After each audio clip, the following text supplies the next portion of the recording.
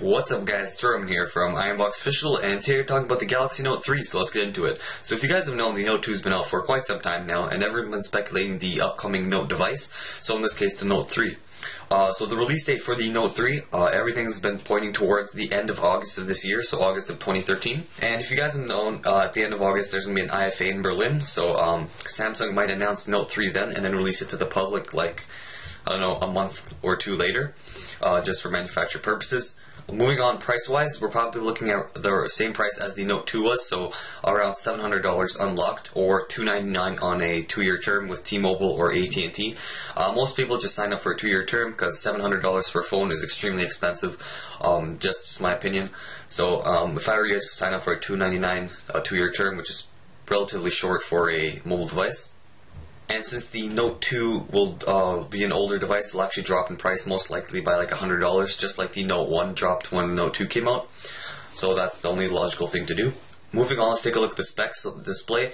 There's been a ton of rumors that it's actually going to have a 6.3-inch display, which is absolutely huge. As you guys know, 7 inches is the Nexus 7 tablet, so 6.3 inches is pretty much you're holding a tablet in your hand and you're going to talk on a tablet.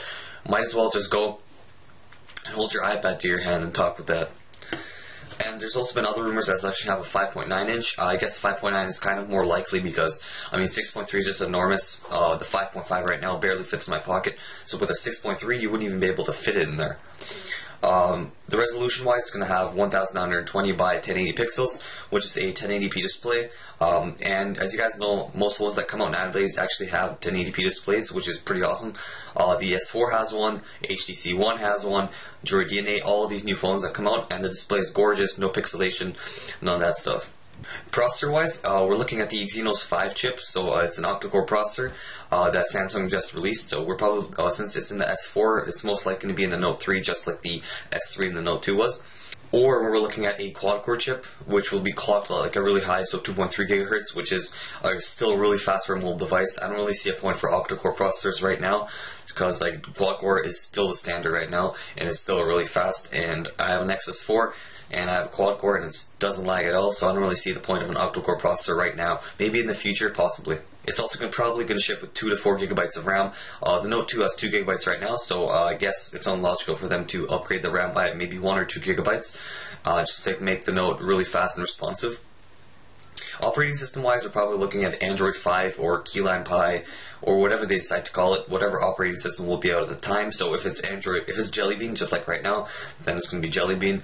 If it's Android 5, then it's Android 5, because they want to stay on par with all the other operating systems. And on top of Android 5, it's most likely going to be with TouchWiz UI, just like the S4 is, or Nature UI, whatever Samsung called it.